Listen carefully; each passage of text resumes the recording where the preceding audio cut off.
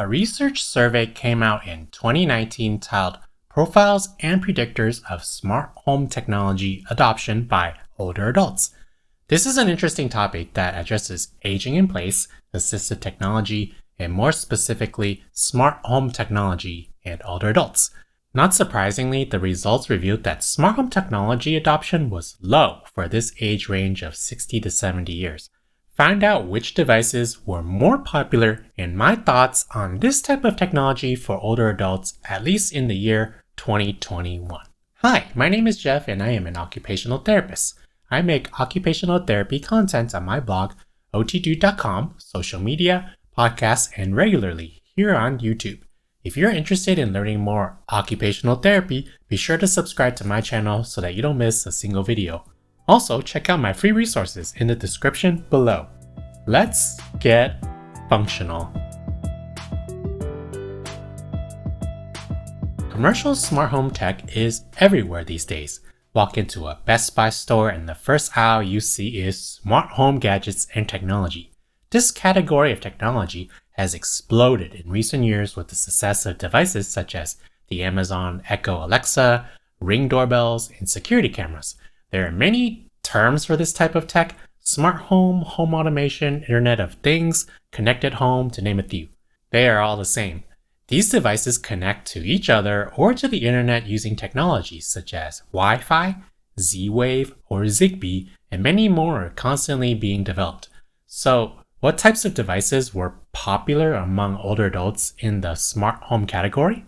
Carbon monoxide alarms, thermostats, motion sensor lights, and backup generators. Other less popular devices on the list included voice-activated assistants, emergency alert systems, water leak detectors, cameras, shut-off stoves, and other monitoring systems. As an early adopter of smart home technology myself, having used and still using the SmartThings hub with the original Amazon Echo, I will say that this type of technology is not quite ready for the older adult population from an OT standpoint. Yes, it has many benefits, but there are still many barriers to mainstream adoption, not only for older adults, but the general population in general. Yes, an occupational therapist can evaluate the home environment, make recommendations, and work with the vendor to get smart home devices to the older adult population, but many barriers make it unfeasible. Here's why and what I think. For one, these devices can be quite expensive compared to lower tech alternatives. The problem with controlling these devices the smart way is that it requires new learning. A lot of the older adult population, or even me sometimes, may have difficulty with things like remembering and problem solving this new tech. It is much easier to use something with less buttons and menus. Not only that, but these devices may need to be updated for security reasons, and the graphical user interface or GUI may change and require new learning again. Another issue I think is reliability. Although Wi-Fi and other wireless communication protocols have improved significantly, they still experience interference on both the 2 GHz and 5 GHz band. There's dropouts, disconnects from time to time, and other issues. Many of these devices may connect via Wi-Fi, and oftentimes consumer-grade routers are not very reliable and require rebooting to stay connected. Also, some parts of the home may have dead zones due to poor access point signals or cheaper routers. Older adults will probably not spend the time to diagnose such issues such as Wi-Fi being down or a device losing connection to the router. Sometimes you even know if it's disconnected from the router. Older adults will probably have an easier time using devices that are more reliable and have less configuring and tinkering and also reconnecting. Then there is the issue of security and privacy. For each additional device you connect to the internet or to your home network, this adds a new attack surface for hackers and bad actors to exploit.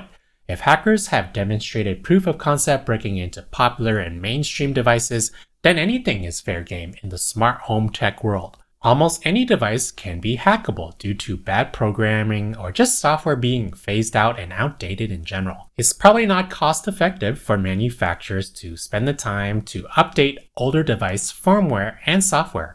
So just take a look at some smartphones, for example, such as Android or even iPhones. You don't want hackers controlling your grandmother's thermostat or turning off grandpa's lights when they're walking to the bathroom in the middle of the night.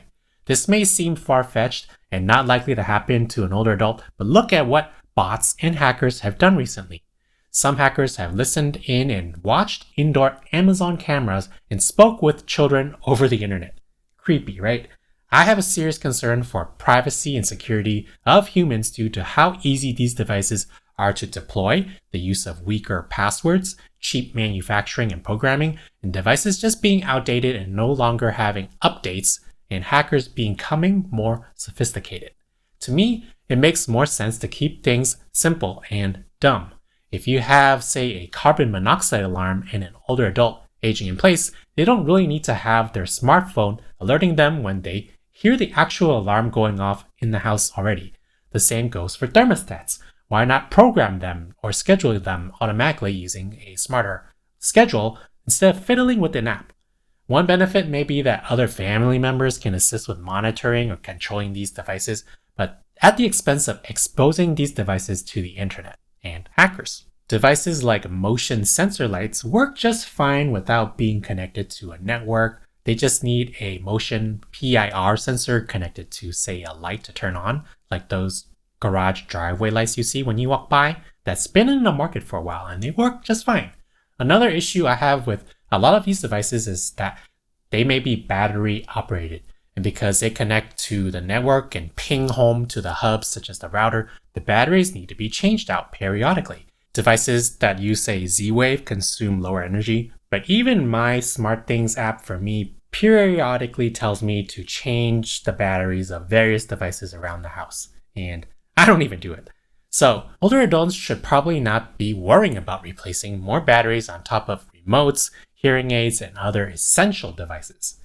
Right now, the Internet of Things is still like the Wild West, in my opinion, and there are many manufacturers, protocols, apps, and so on. You probably experienced this yourself. Many of the apps are just horrible and buggy, and even if they are 100% perfect, you still have to install multiple apps to control devices, and that's a high learning curve too. Some critics of commercial smart home devices say it's better to go with a dealer or more complete smart home solution, and it seems like there's a lot these days, many manufacturers and companies, such as Comcast or even a dealer such as Savant.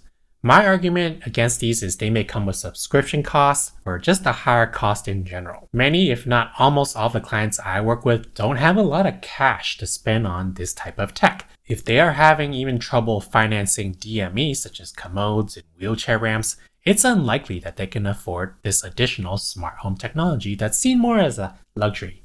Even if family members help purchase these devices for the older adults, the cost is not worth it in my opinion. What do I think occupational therapists should focus on instead in the meantime?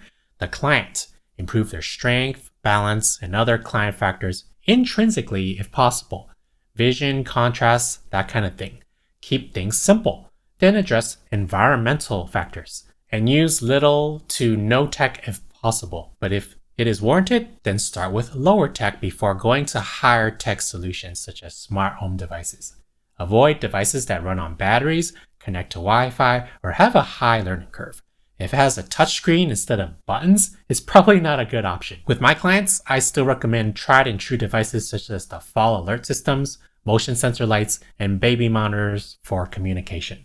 Unfortunately, designers and manufacturers make these devices for the mainstream without much thought in universal design for older adults. So high contrast, large fonts, easy to push buttons, intuitive, and so on. Probably not the case. But don't get me wrong, I do think that smart home tech has a lot to offer and will get much better in time and cheaper as well.